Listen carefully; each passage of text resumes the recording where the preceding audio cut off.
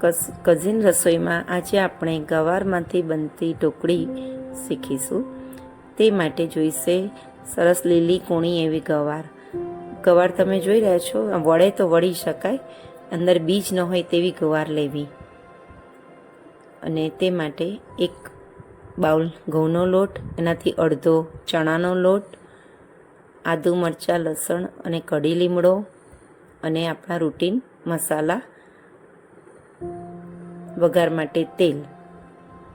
એક બાઉલમાં ઘઉંનો લોટ, ચણાનો લોટ,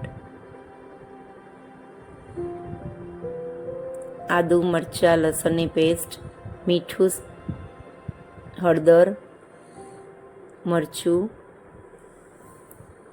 ધાણા જીરું, ગરમ મસાલો, 2 થી 3 ચમચી તેલ નાખી અને આપણે લોટ બાંધીએ છીએ તે રીતે લોટ બાંધી દેવો. તેને 5 મિનિટ આરામ આપવો. પછી એક કુકરમાં વઘાર માટેનું તેલ મૂકવું. તેમાં રાઈ, જીરું, અજમો, લીલા આદુ મરચાં લસણની પેસ્ટ, કઢી લીમડો, તલ, હળદર, મરચું, ધાણા જીરું એ બધું જ નાખીને વઘાર કરી લેવો.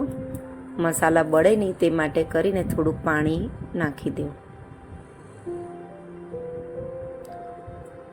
પછી તેમાં ગવાર ઉમેરવી.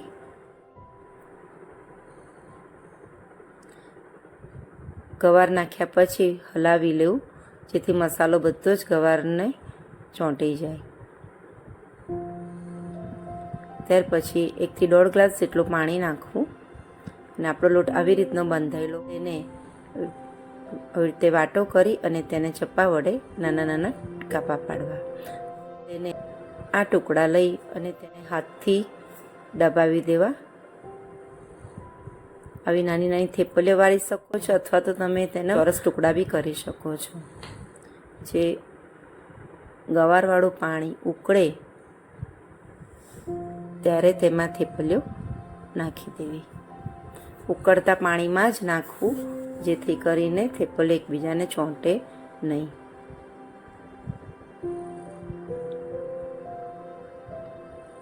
વચ્ચે વચ્ચે થોડી વાર હલાવી લેવું. થોડી નાખ્યા પછી તમે જોઈ રહ્યા છો આવી ચોરસ પાણી જો કદાચ ઓછું લાગે તો બીજું પાણી, ગરમ હુંફાળું પાણી અંદર કરવું. પછી કુકર વાસી દેવું. 2 થી 3 વિસલ સુધી થવા દેવું. કુકર એની જાતે જ ઠંડુ પડે, વરાળ નીકળી જાય પછી તૈયાર છે આપણી ઢોકળી, જેને બાઉલમાં સર્વ કરો.